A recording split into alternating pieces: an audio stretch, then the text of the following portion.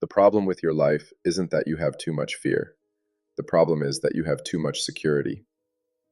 We chase predictable jobs, comfortable routines, conflict-free relationships. But here's what nobody tells you. Fear is quietly robbing you of a meaningful life through the very safety we crave. Carl Jung understood this paradox perfectly.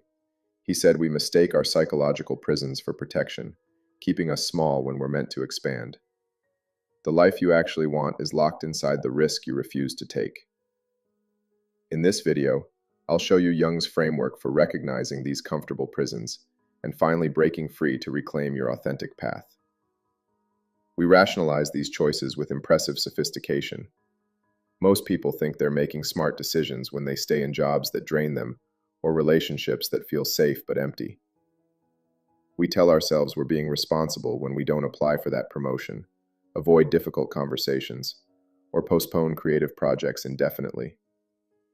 These decisions feel wise in the moment. We frame them as practical thinking or mature judgment. But Jung saw through this comfortable deception. Jung made a radical claim that challenges everything we believe about protection and safety. He argued that what feels like security is actually a form of spiritual death. When we choose avoidance over action, we're not protecting ourselves. We're slowly killing the parts of us that want to grow and expand. Jung put it bluntly. The spirit of evil is negation of the life force by fear. Every time we let fear make our choices, we're actively working against our own vitality. Fear disguises itself brilliantly as responsibility. We stay in careers that crush our spirit for stability. We avoid conflict to keep peace. We don't pursue what calls to us because it seems impractical. But here's what's really happening. These aren't mature decisions. They're childhood complexes still running your adult life. Jung understood that complexes are clusters of energy, loaded with feeling that can be measured like a polygraph and have their own agenda. They act as your first reflex, making decisions before your conscious mind even engages. Consider how a child learns about danger. Touch a hot iron once, and you develop a healthy respect for heat. But some children generalize this lesson too broadly. They avoid all forms of heat, even the fire that could forge their dreams into reality. These protective responses become institutionalized within us as automatic patterns. Stop for a moment. Think about your biggest practical decision from the last year.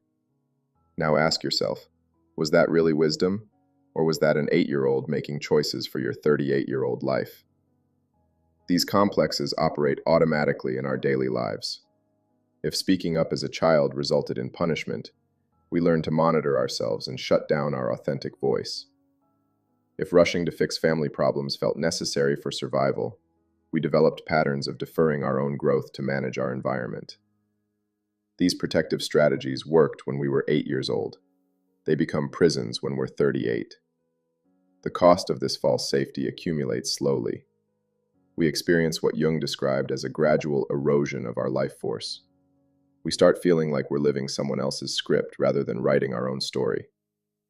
Depression often emerges when our psyche withdraws support from a conscious agenda that doesn't align with our true nature. You achieve external success while feeling internally empty. You're climbing what turns out to be a ladder placed against the wrong wall. Our comfortable routines become the very thing suffocating our authentic self. We don't have permission to live our own lives, even when we appear functional to others. We've internalized conditional acceptance, believing we're only okay when we meet external expectations. This creates what Jung recognized as a collision inside us, our drive for authentic expression constantly thwarted by our need for safety. Jung's most challenging insight cuts to the heart of this dilemma. Avoiding risk actually violates the meaning of life itself. When we consistently choose safety over authenticity, we betray our deeper nature. What we call protection becomes a form of self-abandonment. And nowhere is this more visible than in how we choose the people we allow into our lives. We unconsciously select partners and friends who reinforce the safe version of ourselves we've constructed. These connections feel comfortable because they don't challenge our carefully built facade. But this comfort comes at a devastating cost. We end up surrounded by people who reflect back only the parts of us we think are acceptable. Jung understood this through his concept of projection. All relationships begin with projections, because the other person is a total mystery, so we fill in the gap with our own psychological material. We fall in love with people who carry the unlived parts of ourselves. That confident person attracts us because they express the boldness we've suppressed. That creative person fascinates us because they live the artistic life we abandoned. But here's where it gets twisted. We eventually resent them for having what we gave up. We project our own potential onto others, then feel bitter when they can't fulfill our unmet needs. Fear shows up in relationships as people-pleasing and conflict avoidance. We learn early that asserting ourselves leads to rejection or punishment, so we develop patterns of compliance and appeasement. We tell ourselves we're being considerate when we're actually terrified of authentic expression. We avoid difficult conversations because confrontation feels dangerous. But this strategy keeps us from the real intimacy we crave. The desperate need for external validation drives many of our social choices. We measure our worth through others' approval rather than our own inner compass. Social media amplifies this dependency dramatically. Our sense of self becomes tied to likes, comments, and followers. We craft digital personas designed for maximum approval, while our authentic self withers from neglect. But if we're defined by the number of likes, we're expecting others to do something we're not addressing ourselves. It's our job to like ourselves even with all our flaws. Many people stay in relationships that died emotionally years ago. The fear of ending them feels too risky, too unknown. We choose familiar dissatisfaction over uncertain possibility. The thought of starting over triggers our survival instincts, so we remain trapped in connections that no longer serve anyone involved. This pattern extends into our professional lives. We choose careers based on what others expect, rather than what calls to us. We take jobs that offer security but drain our energy. We stay small to avoid criticism or attention that might expose our perceived inadequacies. These behaviors create what psychologists call a false self. This constructed persona becomes stronger, while our authentic self grows weaker. We become experts at reading the room and adjusting ourselves accordingly. But we lose touch with what we actually want or need. We live according to external scripts rather than our inner truth. The childhood complexes that form these patterns continue controlling our adult decisions. The 8-year-old who learned that speaking up meant punishment still influences the 38-year-old who avoids difficult conversations. These automatic responses keep us from the very connections and work we actually desire. We think we're protecting ourselves, but we're preventing ourselves from living fully. Jung saw this clearly. We don't just wear masks to hide from others. We wear them to hide from ourselves. But there's a way to catch these patterns before they steal our choices. There's a simple ritual that can help you catch fear in the act of stealing your choices. Write Jung's line, "The spirit of evil is fear. Only boldness can deliver from fear. And if the risk is not taken, the meaning of life is violated," on a piece of paper, and place it on your bathroom mirror. You'll see this reminder every morning and evening. This creates mindfulness about how fear controls your life, while recognizing that you also, as a conscious being, have an agenda to expand your life in the face of that fear.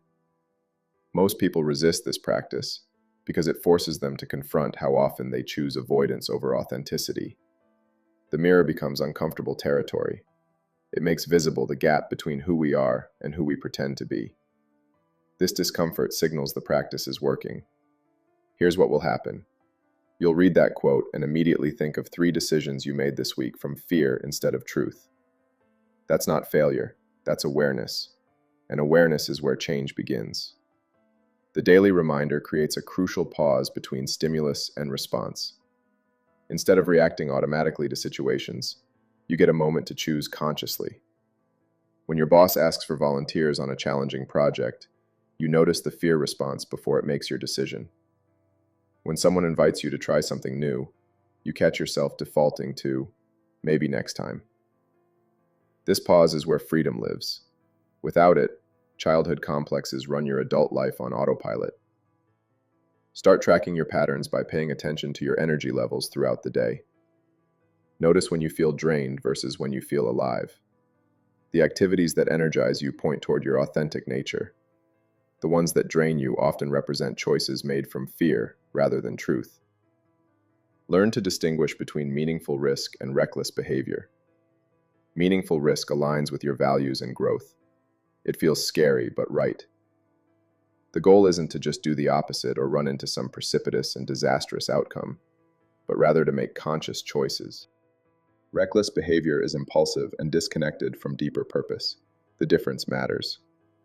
You also need to separate fear that protects from fear that imprisons.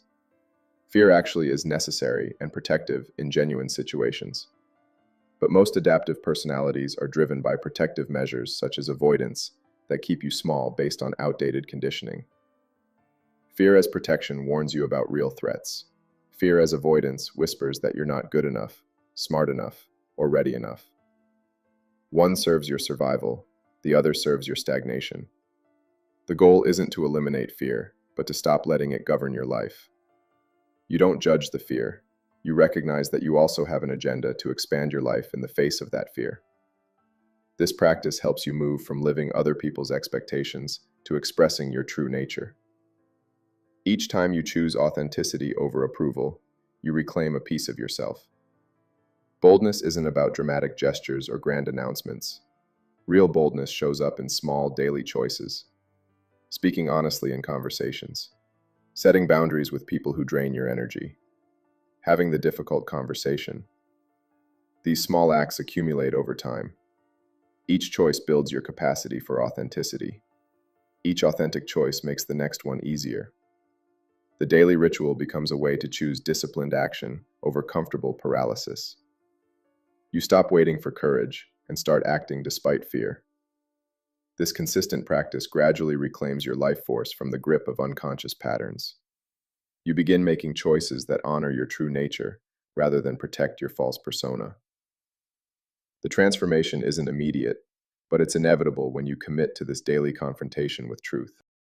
Jung understood that the spirit of evil is negation of the life force by fear.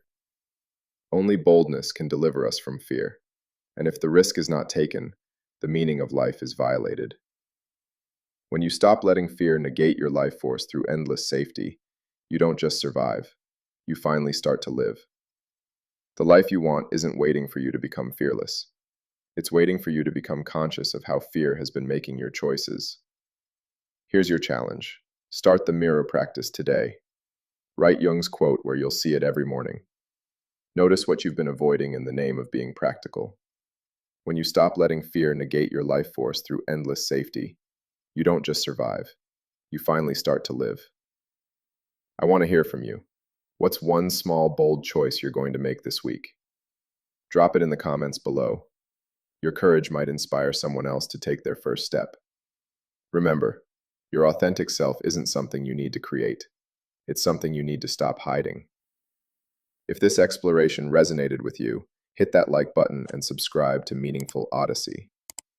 Join us as we uncover timeless wisdom and practical frameworks for navigating life's deeper questions together.